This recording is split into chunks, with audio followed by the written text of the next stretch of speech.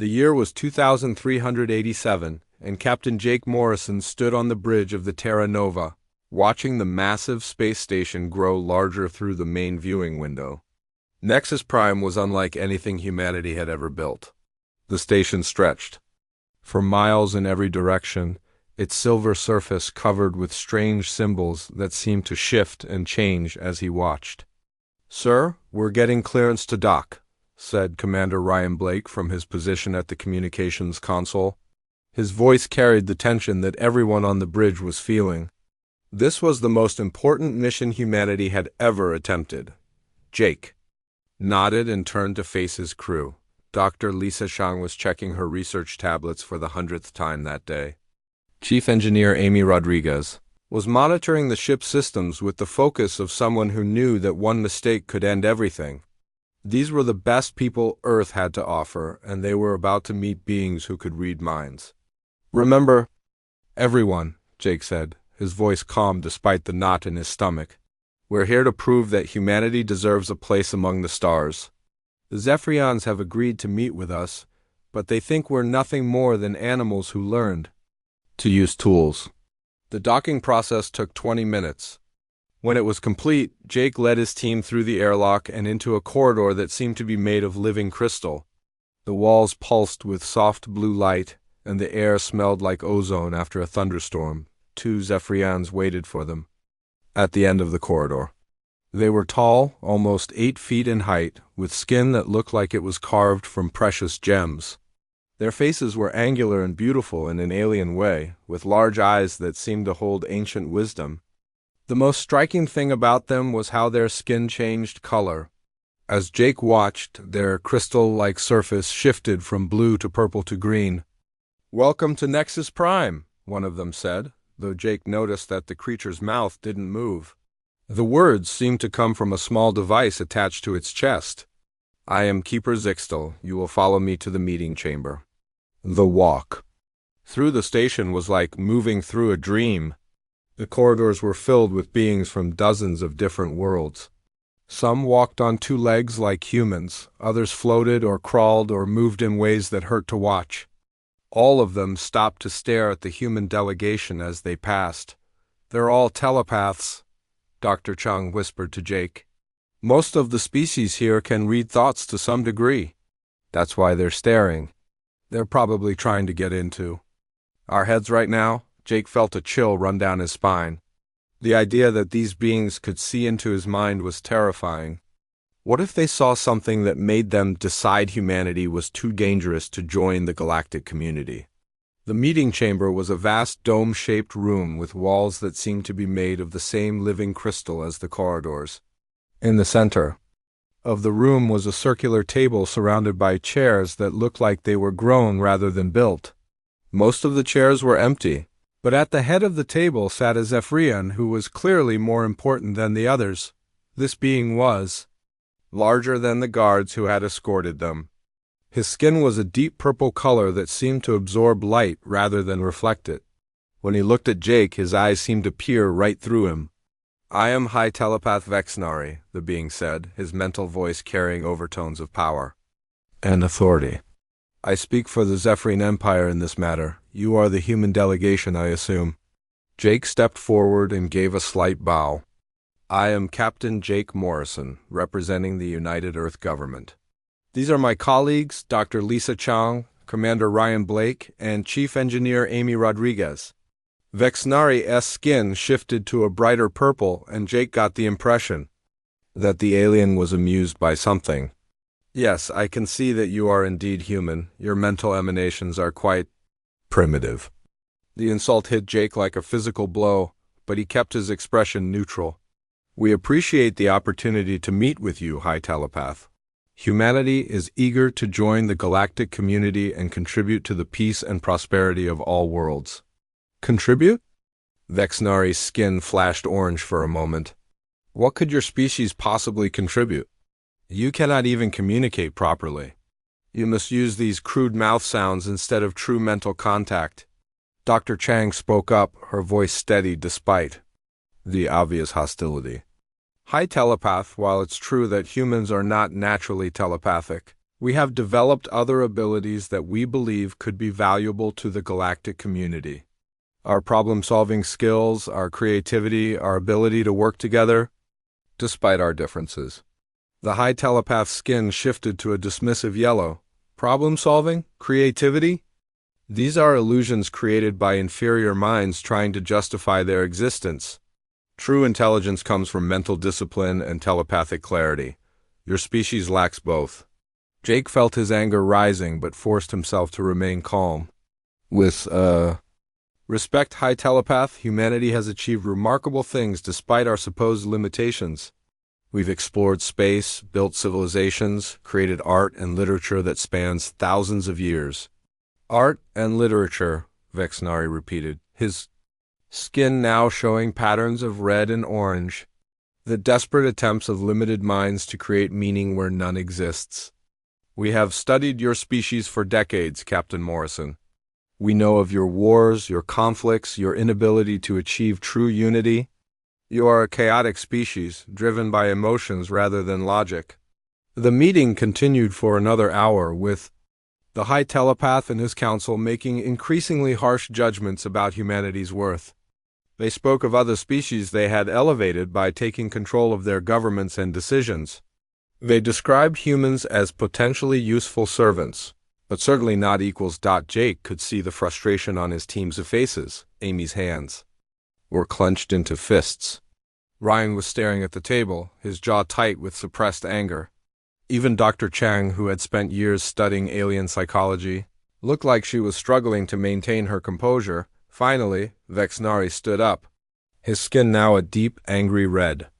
Perhaps it would be best if we ended this charade, he said. Your species is simply too limited to understand the requirements of galactic citizenship. We will recommend that you be classified as a developing species with supervision provided by more advanced civilizations. Jake felt something snap inside him. All the months of preparation, all the hope that this meeting would change humanity's future, and these arrogant beings were going to dismiss them like children. High telepath, Jake said, his voice harder than before. I think you're making a mistake. You're judging us based on your own standards, but you don't really understand what makes humans tick. Vexnari's skin flashed bright orange. I understand perfectly, Captain. Your minds are open books to us. We can see your surface thoughts, your basic emotions, your simple desires. There is nothing complex about human consciousness. Then prove it, Jake said, standing up from his chair. If you're so sure you understand how human minds work, why don't you take a closer look? The high telepath's skin shifted to a dangerous shade of red. You dare challenge my mental abilities? I'm not challenging anything, Jake replied. I'm just saying that if you really want to understand humanity, you need to do more than just skim the surface. You need to go deeper. Vexnari stared at him for a long moment, his skin cycling through several colors. Finally he smiled, showing teeth that looked like they were made of crystal. Very well, Captain Morrison. I will show you the difference between our minds. You will see exactly how limited your thoughts truly are. The high telepath raised one long crystalline finger and pointed it directly at Jake's forehead. This will only take a moment, he said. And when it's over, you'll understand why your species will never be our equals. Jake stood perfectly still as the alien's finger moved closer to his head. He could feel the tension in the room, could sense his team's fear and anger. But he also felt something else, something that the high telepath couldn't possibly understand. He felt ready. The moment high telepath Vexnari's crystalline finger touched Jake Morrison's forehead, the alien's confident expression began to change. What started as a smug smile slowly transformed into confusion, then surprise, then something that looked almost like fear. Jake stood perfectly still, feeling a strange tingling sensation where the alien's finger made contact with his skin. He could sense something probing at the edges of his mind, like cold fingers trying to pry open a locked door. But instead of resisting, he did something that surprised even himself. He opened that door wide. Vexnari's skin, which had been a confident red just moments before, suddenly began cycling through colors that none of the other Zephyrians had ever seen. Purple mixed with silver, blue flashed with gold, and patterns appeared that seemed to shift and move like living things. "What is this?" the high telepath whispered, his mental voice no longer carrying its usual tone of superiority. His finger remained pressed against Jake's forehead, but now it seemed like he couldn't pull it away even if he wanted to.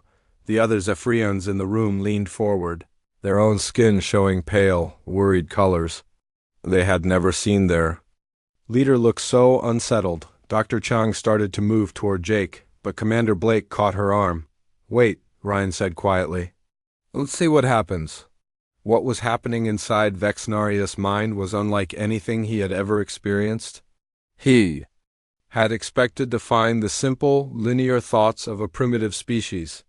Instead, he was drowning in an ocean of simultaneous processes that seemed to have no beginning and no end. Jake wasn't just thinking about the current meeting. His mind was running dozens of different streams of thought at the same time. He was analyzing the structural design of the space station, wondering if Amy had remembered to check the fuel levels on the Terra Nova, thinking about his wife back on Earth and how she always worried when he was away on long missions. At the same time, he was remembering the taste of his daughter's birthday cake from 2 years ago, calculating the best route home through the asteroid fields, composing a mental letter to his old academy instructor, and running through contingency plans for 17 different ways. This meeting could go wrong, but that wasn't the most shocking part.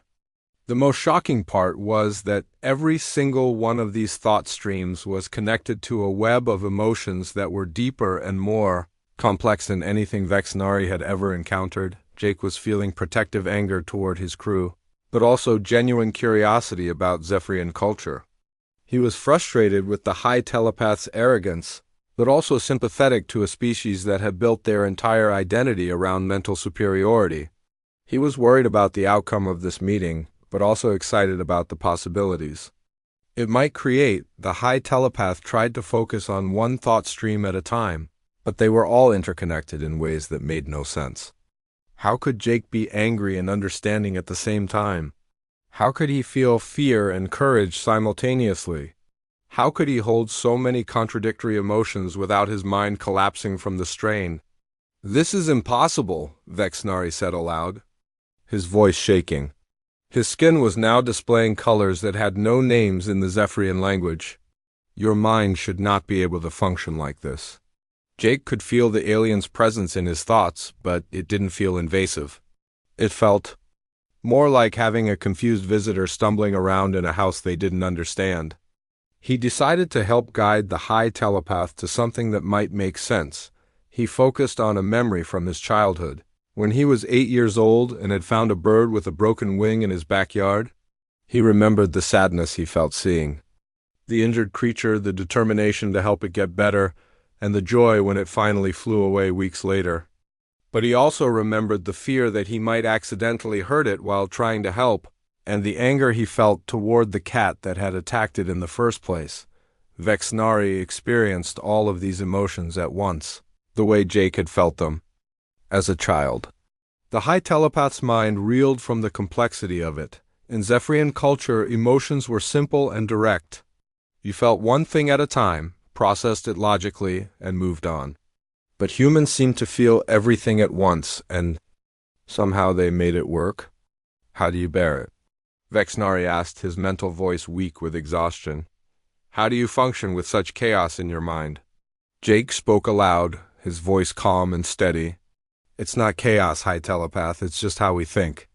We don't see emotions as something to be controlled or eliminated. We see them as part of the process. They help us make better decisions, not worse ones." The high telepath tried to pull away from the connection, but Jake's mind seemed to pull him deeper.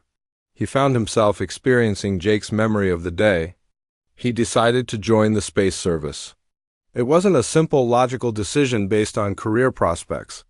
It was a complex web of motivations that included wanting to explore the unknown, hoping to make his parents proud, fear of being stuck in a boring job, excitement about the possibility of meeting alien species, and a deep-seated need to be part of something bigger than himself. All of these feelings had existed at the same time, competing and supporting each other in ways that created a decision that was both logical and emotional. Vexnari's ordered mind struggled to understand how such a process could lead to good choices. But he couldn't deny that Jake had made it to the rank of captain and had been trusted with humanity's most important diplomatic mission. Your emotions, the High Telepath said, his skin now showing patterns that look like storm clouds. They're not separate from your logic. They're part of it. Dr. Chang stepped forward, her voice gentle but firm.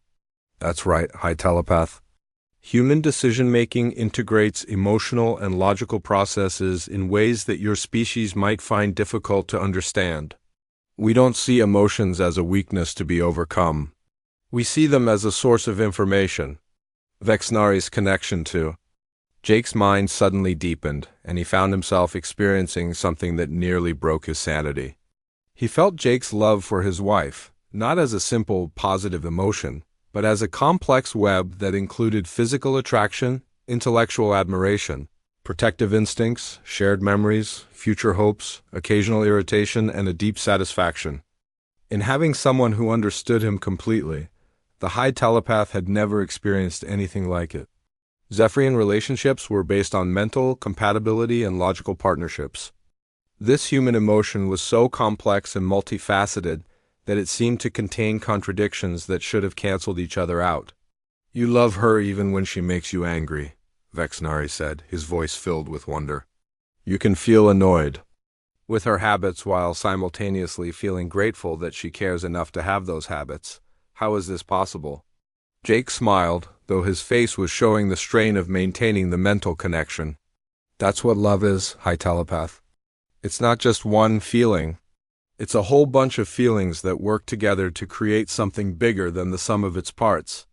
The other Zephyrians in the room were watching their leader with growing alarm. His skin was cycling through colors so rapidly that it looked like he was having some kind of seizure. Some of them started to rise from their seats, clearly intending to break the connection by force. Stop, Vexnari said, his mental voice carrying more authority than it had since the connection began. Do not interfere. I need to understand this.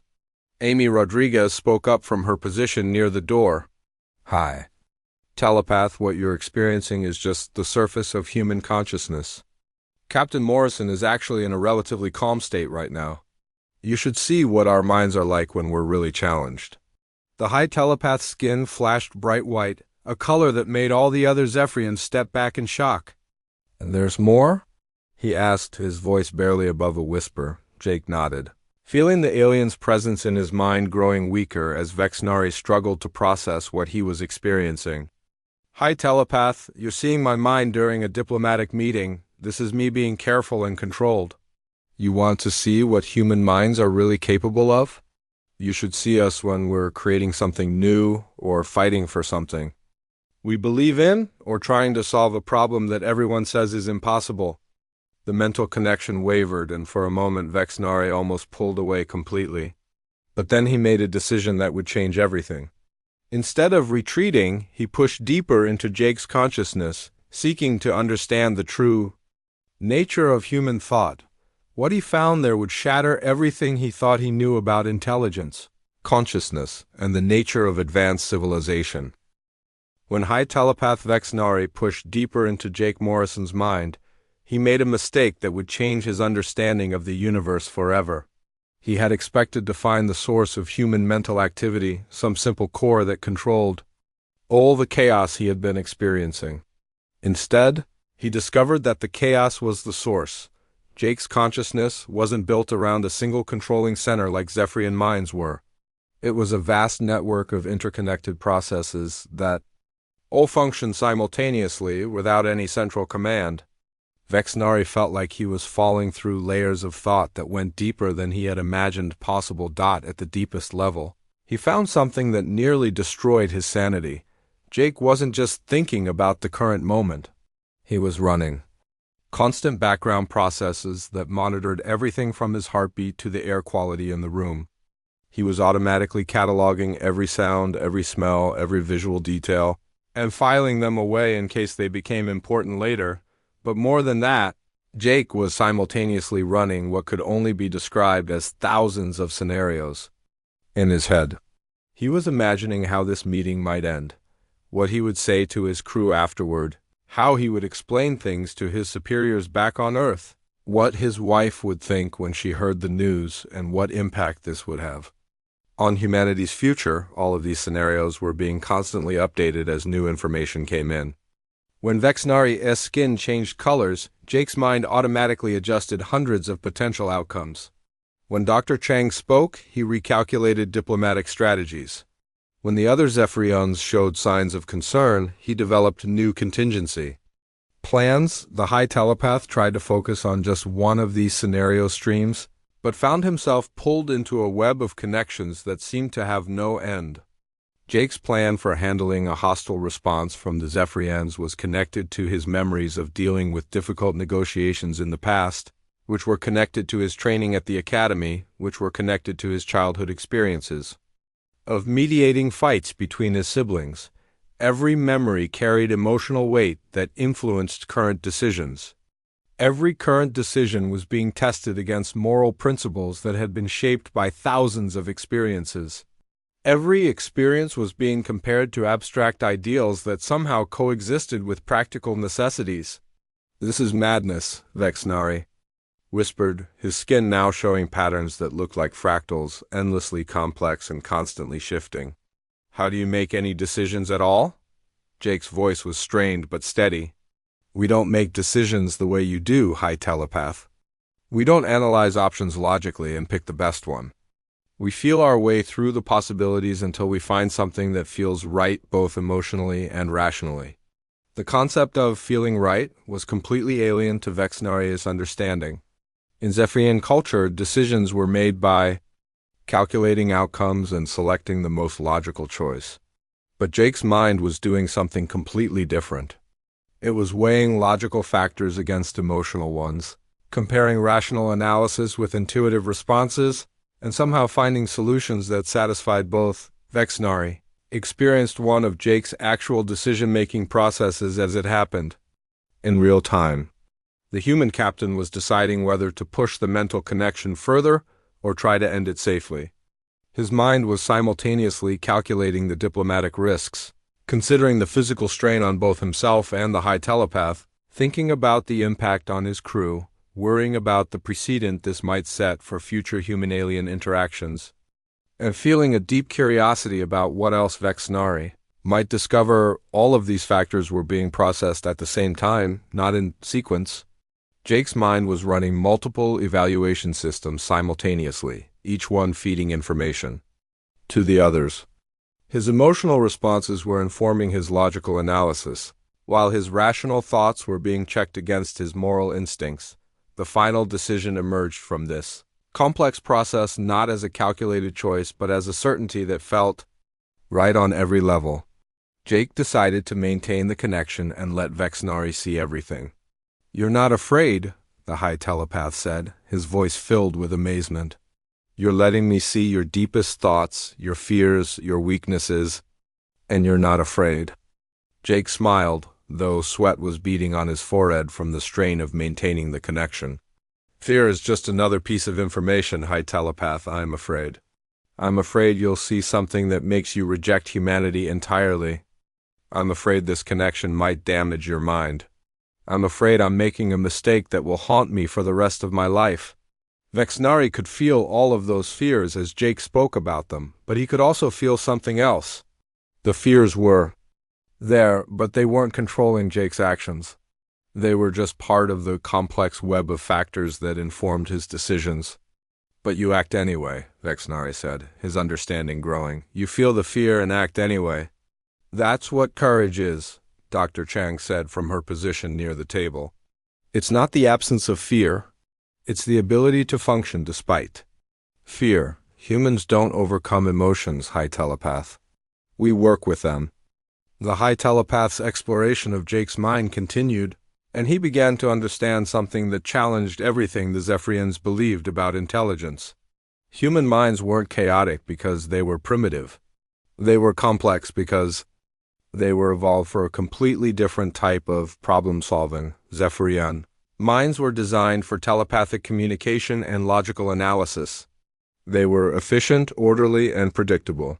But human minds were designed for creativity, adaptation, and survival in an unpredictable world. They had evolved to process multiple streams of information simultaneously, to find patterns in chaos, and to make decisions based on incomplete information. Vexnari experienced Jake's memory of a crisis during his early days as a space pilot. His ship had been caught in an asteroid field with failing engines and limited fuel. A Zephyrian would have calculated the most logical course of action and followed it. But Jake had done something completely different. He had let his mind run wild, considering dozens of impossible solutions simultaneously. He had thought about everything from using the ship's gravity generators as improvised thrusters to rigging the communications array as a makeshift beacon. Most of these ideas were completely impractical, but the process of considering them had led to creative connections that a purely logical mind would never have made. The solution he had found was elegant and effective, but it had come from a type of thinking that the Zephyrians had dismissed as inferior. Jake had succeeded not despite his chaotic thought processes, but because of them. "Your minds are not primitive," Vexnari said, his voice filled with wonder. "They're evolved for something we never considered. You can find solutions that we cannot see because you think in ways that we cannot think." Commander Blake stepped forward, his voice carrying a mixture of pride and concern. "High Telepath Captain Morrison is just one human. We all think differently, but we all share that same basic mental architecture. We're all running multiple processes simultaneously, all integrating emotion and logic, all finding our way through complexity instead of trying to eliminate it." The High Telepath's skin was now showing colors that seemed to shift and flow like liquid light. "For thousands of years, we have believed that mental order was the highest form of consciousness. We have structured our entire civilization around the idea that controlled, logical thought was superior to all other forms of intelligence." Amy Rodriguez spoke up, her voice quiet but firm. "Maybe there's room for both kinds of thinking, High Telepath. Maybe the galaxy needs minds that can impose order and minds that can embrace chaos." Vexnari felt the truth of her words resonate through his connection with Jake's consciousness. He was experiencing something that no Zephyrian had ever felt before. He was seeing the universe through eyes that found beauty in complexity, strength in contradiction, and wisdom in the ability to feel deeply while thinking clearly. The revelation was overwhelming. Everything the Zephyrians had believed about intelligence, about consciousness, about the nature of advanced civilization was being challenged by the simple fact of human mental complexity, but there was more. As Vexnari prepared to end the connection, Jake's mind showed him one final thing that would change everything. He showed him what human minds could do when they worked together, when their individual complexity was multiplied by cooperation and shared purpose. The High Telepath saw glimpses of human achievements that suddenly made sense in a completely new way. Their art, their technology, their ability to solve problems that seemed impossible, all of it came from minds that could think in ways that the Zephyrians had never imagined.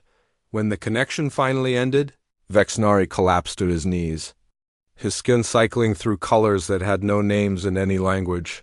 He looked up at Jake Morrison with eyes that held a new kind of respect, a recognition that he had just encountered something that would change his understanding of the universe forever.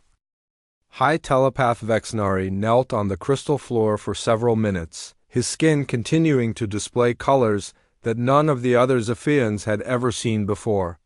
The other members of his council moved closer, their own skin showing pale shades of concern and confusion. They had never seen their leader in such a state. Captain Jake Morrison swayed slightly on his feet, the mental connection having drained more of his energy than he had expected. Dr. Chang quickly moved to his side, checking his pulse and looking into his eyes to make sure he was okay. "Captain, how do you feel?" she asked quietly. Jake took a deep breath and straightened up. "I'm fine, Lisa, just tired." "That was more intense than I thought it would be." Commander Blake kept his hand near his weapon, though he wasn't sure what good it would do against telepathic aliens. "Sir, should we be concerned about the High Telepath's condition?" Before Jake could answer, Vexnari slowly rose to his feet. His movements were unsteady, like someone who had just learned to walk. When he looked at the human delegation, his large eyes held an expression that was completely different from the arrogant superiority he had shown earlier. "Captain Morrison," he said, his mental voice weak but filled with something that might have been awe. "What I experienced in your mind, is that normal for your species?" Jake nodded. "More or less. Every human thinks a little differently, but we all have that same basic mental structure. We all process multiple streams of information at once. We all integrate emotions with logic. We all live with that level of complexity every day." One of the Zephyrian Council members, his skin showing nervous yellow patterns, spoke up. "High Telepath, what did you see?" "Your mental emanations became completely chaotic. We thought you might be having some kind of breakdown." Vexnari turned to face his council, and Jake could see that the alien was struggling to find words for what he had experienced. "Council members, everything we believe about intelligence is wrong. These humans are not primitive. Their minds are not chaotic. They are evolved for a type of consciousness that we have never encountered." The council member's skin shifted to a skeptical orange. "High Telepath, surely you're not suggesting that these creatures are more advanced than we are?" "Not more advanced," Vexnari said, his skin showing new patterns that seemed to pulse with each word. "Different, completely, fundamentally different. We have spent thousands of years developing mental discipline and telepathic clarity.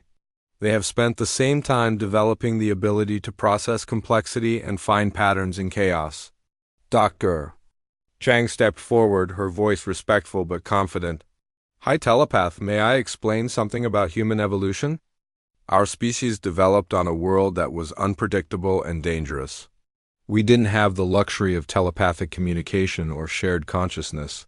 We had to survive by being adaptable, creative, and able to work together despite our differences."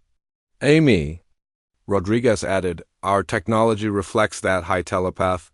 We don't build things the way other species do. We don't calculate the perfect solution and implement it. We build something that works, test it, improve it, and keep changing it until it does exactly what we need it to do." Vexnari's skin shifted to a thoughtful blue-green. "Yes, I saw that in Captain Morrison's memories. Your approach to problem-solving is completely different from ours. You embrace uncertainty instead of trying to eliminate it."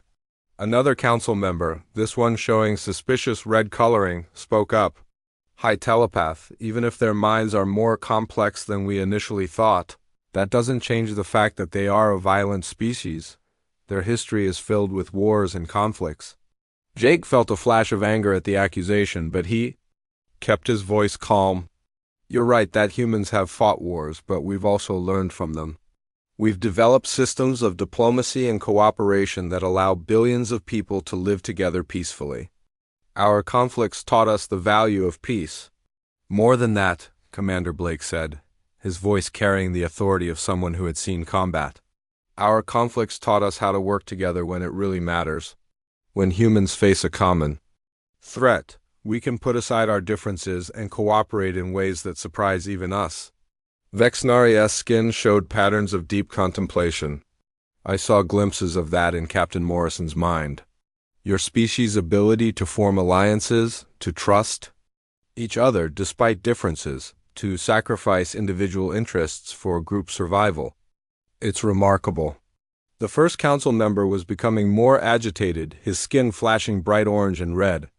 "High Telepath, you cannot seriously be considering accepting these creatures as equals based on one mental contact.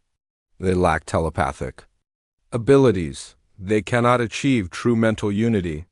How can they contribute to galactic civilization?" "That's exactly the point," Dr. Chang said. "We can't achieve mental unity the way you can, so we've learned to achieve cooperation without it. We've developed ways to work together while maintaining our individual perspectives. We've learned to find strength in diversity instead of uniformity." Vexnari walked slowly around the table, his skin continuing to display the new colors that had appeared during his connection with Jake. "Council members, I have been inside a human mind. I have experienced their consciousness directly. What they lack in telepathic ability, they make up for in creative flexibility. What they lack in mental order, they make up for in adaptive intelligence. The suspicious council member's skin flashed angry red. High telepath, this is madness. We cannot base galactic policy on your subjective experience with one individual. Then let me share what I experienced, Vexnari said, his voice carrying new authority. Allow me to show you what I saw in Captain Morrison's mind. The high telepath extended his hands toward his council members, and Jake watched as the other Zephyrians reluctantly made mental contact with their leader. Almost immediately, their skin began to change color, showing the same shock and confusion that Vexnari had displayed. Jake could feel the mental energy in the room shifting as Vexnari shared his experience with the other aliens. He watched their faces change from skepticism to amazement to something that looked like fear. "This is impossible," one of them said, his skin showing rapid color changes. "How do they function with such mental complexity? How do they make decisions?" Another asked, "How do they focus on anything with so many simultaneous processes running?" Amy Rodriguez smiled. "We don't focus the way you do. We don't shut down other processes to concentrate on one thing. We learn to manage multiple streams of attention at the same time. It's like conducting an orchestra instead of playing a single instrument." The council members looked at each other, their skin showing colors that indicated deep confusion and growing respect. One of them, who had been silent until now, spoke up.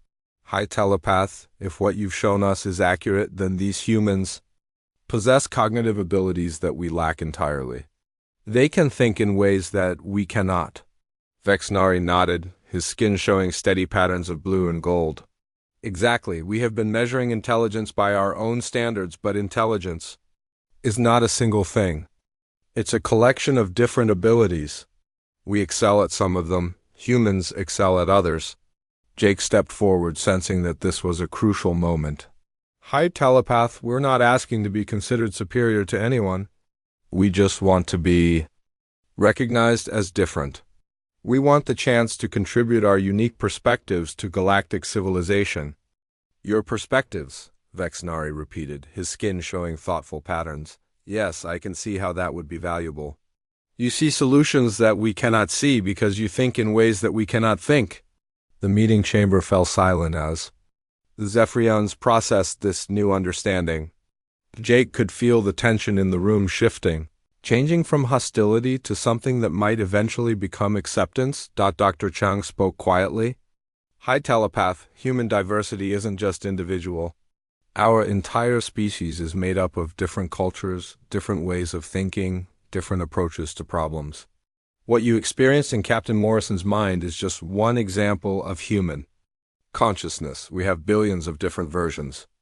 Vexnari's skin flashed bright white, a color that made all the other Zephyrians step back in amazement. "Billions of different conscious perspectives, all working together?" he asked. "How do you achieve any kind of unity?" Jake smiled. "We don't achieve unity, high telepath. We achieve cooperation. And sometimes that's even better." The silence in the meeting chamber stretched for several minutes as the Zephyrian Council processed everything they had learned.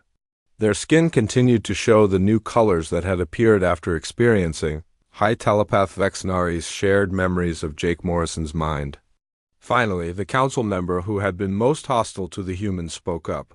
"High telepath," he said, his skin showing patterns of reluctant acceptance mixed with confusion. "If what you have shown us is true, then we have made a serious error in judgment. We have been measuring all intelligence against our own capabilities, but these humans operate on completely different principles." Vexnari nodded, his skin displaying steady blue and gold patterns that indicated deep thought. "Council member Tixville, we have spent so many generations believing that our way of thinking was the only advanced way that we became blind to other possibilities. The humans have shown us that there are multiple paths to intelligence." Dr. Chang stepped forward, her voice respectful but confident. "High telepath, what Captain Morrison shared with you is just the beginning. Human civilization is built on the idea that different perspectives make us stronger. We have thousands of cultures, each with their own ways of solving problems. Their own approaches to art and science and philosophy. Amy Rodriguez added, "Our technology reflects that diversity. When we build something, we don't just use one approach. We combine ideas from different human cultures, different ways of thinking, different solutions to the same problems. The result is usually better than any single approach could achieve." Another council member, his skin showing curious purple patterns, asked, "How do you coordinate such diversity? How do you make decisions when you have so many different viewpoints?" "Commander," Blake smiled, "it's not easy and it's not always efficient. Sometimes we argue for months about the best way to do something.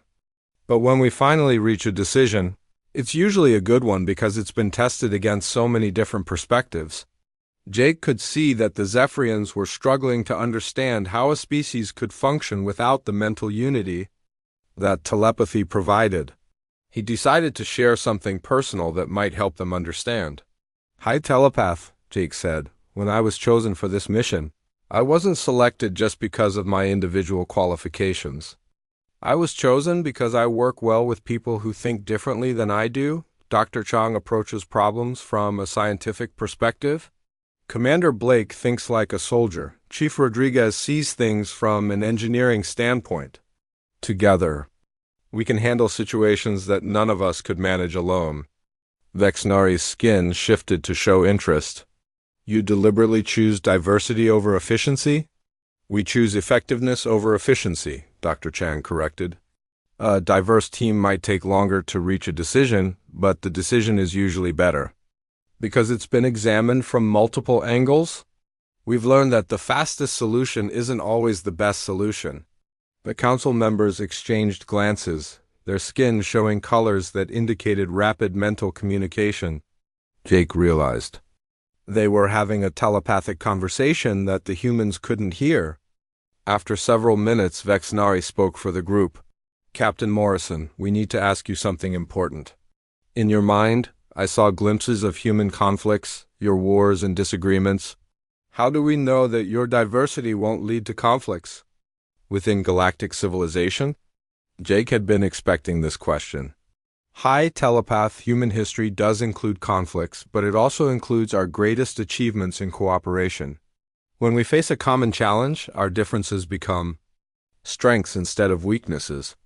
We've learned to channel our diversity into collaboration rather than conflict. Amy Rodriguez stepped forward.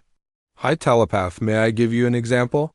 When humans first started exploring space, every nation on Earth wanted to do it their own way. We had competing space programs, different technologies, different approaches. But when we encountered our first real challenges in space, we learned to work together. Our lunar colonies succeed because they combine American engineering, European scientific methods, Asian manufacturing techniques, and African resource management strategies. Your species turns competition into cooperation?" Another council member asked, his skin showing amazement. "Eventually," Commander Blake said with a grin. "It usually takes us a while to figure it out, but when we're faced with something bigger than our individual interests, we tend to put aside our differences and work together." Vexnaria's skin was now showing patterns that seemed to pulse with each heartbeat. "This explains so much about your rapid technological development. You advance quickly not despite your differences, but because of them." Dr. Chung nodded. "Exactly, high telepath. When you have thousands of different groups all trying to solve the same problems in different ways, someone usually finds a breakthrough. Then we share that breakthrough with everyone else, and they improve it further." The high telepath stood up and walked around the table, his movements more confident than they had been since the mental connection. "Council members, I believe we have been presented with an opportunity that we cannot afford to miss. The humans offer something that no other species in galactic civilization possesses." "What do they offer?" Tixville asked, his skin showing skeptical orange patterns. "They offer the ability to find solutions that none of us would think of," Vexnari replied.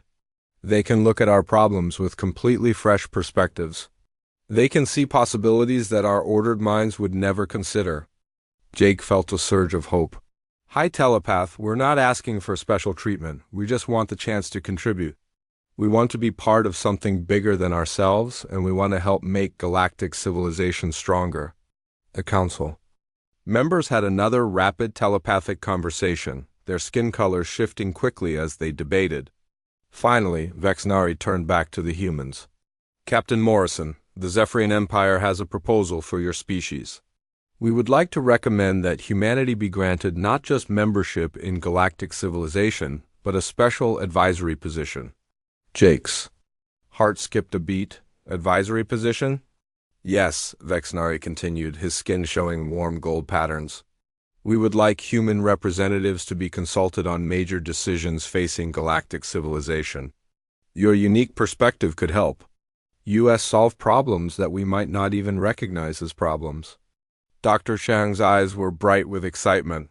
Hi, telepath. That's far more than we hoped for. We came here just hoping to be accepted as equals. You are more than equals, Vexnari said, his skin displaying colors that seemed to dance with joy. You are something new. Something that galactic civilization has been missing without realizing it. Amy Rodriguez wiped away a tear that she hadn't realized was forming.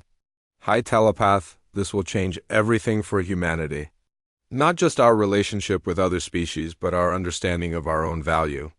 Commander Blake stepped forward. Hi, telepath. What made you change your mind so completely? This morning you thought we were primitives who needed supervision. Vexnari's skin showed patterns of what might have been embarrassment. Commander Blake, this morning I was looking at your species through the lens of my own limitations. I was measuring your intelligence by standards that don't apply to you. Captain Morrison's mind showed me that intelligence isn't a single thing. It's a spectrum of abilities, and your species has developed abilities that we lack entirely. Jake felt a warmth spreading through his chest. Hi, telepath, I think this is the beginning of something amazing. Not just for humanity, but for everyone. If we can learn to value different types of intelligence, different ways of thinking, we can accomplish things that none of us could achieve alone. The high telepath nodded, his skin now showing steady patterns of blue and gold. Captain Morrison, when I first touched your mind, I expected to find primitive thoughts that would confirm my species' superiority. Instead, I found a type of consciousness that has changed my understanding of what it means to be intelligent. He paused, looking at each of the humans in turn. I touched a human mind expecting to find limitations. Instead, I found possibilities. Your regret, Captain Morrison, was that you couldn't show me everything at once. My regret is that it took me so long to understand what I was seeing. As the formal negotiations began for humanity's new role in galactic civilization, Jake Morrison reflected on the journey that had brought them to this moment. They had come to Nexus Prime hoping to prove that humanity deserved a place among the stars.